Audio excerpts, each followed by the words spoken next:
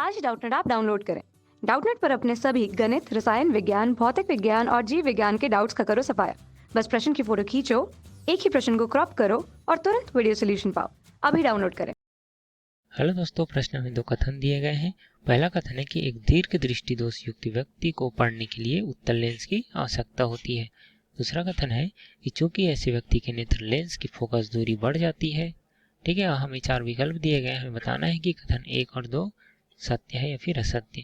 अगर दोनों सत्य है तो कथन 2 कथन 1 की सही व्याख्या कर रहे हैं या फिर नहीं कर रहे हैं। ठीक है, तो हम सबसे पहले देख लेते कथन 1। इसमें बोला गया कि एक दीर्घ दृष्टि दोष युक्त व्यक्ति को पढ़ने के लिए उत्तल लेंस की आवश्यकता होती है। ठीक है, तो हम इसको समझने के लिए आंख का एक चित्र बना लेते हैं। तो ये है एक आंख का चित्र। इसको बोलते हैं लेंस, जो कि किससे बना रहता है? प्रोटीन से मिलकर बना रहता है।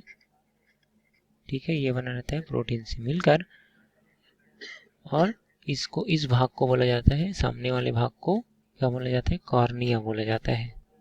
ठीक है, और जो पीछे वाला भाग जहाँ पर प्रतिबिंब बनता है उस भाग को बोला जाता है रेटिना।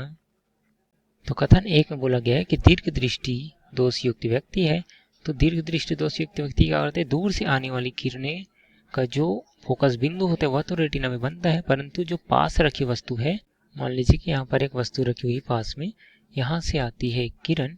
ठीक है, वह क्या होती है? यह उत्तल लेंस की तरह कार्य करेगी। उत्तल लेंस से अपवर्तन के पश्चात वह फोकस बिंदु की ओर मुड़ जाती है। ठीक है, ये है एक सामान्य व्यक्ति का लेंस। लेकिन जिसको दीर्घ दृष्टि दोष है उसका क्या होता है? वो जो आपतित किरण है वो अपवर्तन के पश्चात फोकस बिंदु बनाकर रेटिना के पीछे चली जाती है।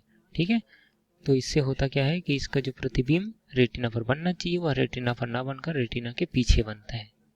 ठीक है, तो हमें करना क्या है कि यह जो आपतित किरण है अपवर्तन के पश्चात जो रेटिना के आगे चली जा रही है उसको क्या करना पड़ेगा? रेटिना तक लाना पड़ेगा। तो यहाँ पर हम यह समझ रहे हैं कि यह रेटिना के आगे क्यों जा रही है, क्योंकि यह जो आपतित किरण है वो फैल जा रही है। ठीक है, तो हमें क्या करना पड़ेगा? इसको सिकोड़ना पड़ेगा। ठीक है, तो यह मतलब उसको अभिसारी करना है। ठीक है, तो यहाँ पर हम उपयोग करेंगे एक अभिसारी लेंस।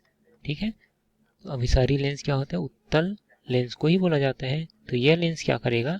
जो आने वाली आपतित किरण है उसको रेटिना के बाहर ना ले जाकर ये ले जाएगी रेटिना के अंदर। ठीक है, मतलब रेटिना के पास ले जाएगी।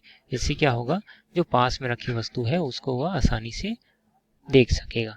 ठीक है, तो इसका मतलब ये है कि जो दीर्घ दृष्टि दोष युक्त व्यक्ति है उसको जरूरत पड़ती है एक उत्तल लेंस की।